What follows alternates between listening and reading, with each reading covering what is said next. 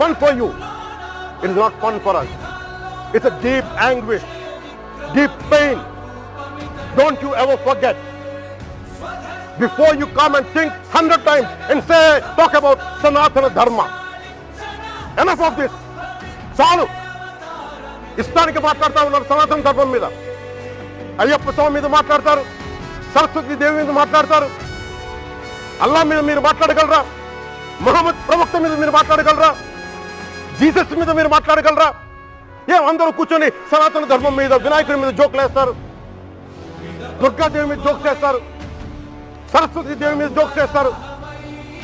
మా మనోభావాలు గాయపడవా? మాకు బాధ ఉండదా? అందుకే నేను ప్రతిపాదించింది ఏంటంటే ప్రతి దానికి రావలేకపోతున్నాం. సనాతన ధర్మ రక్షణ board is order of the day.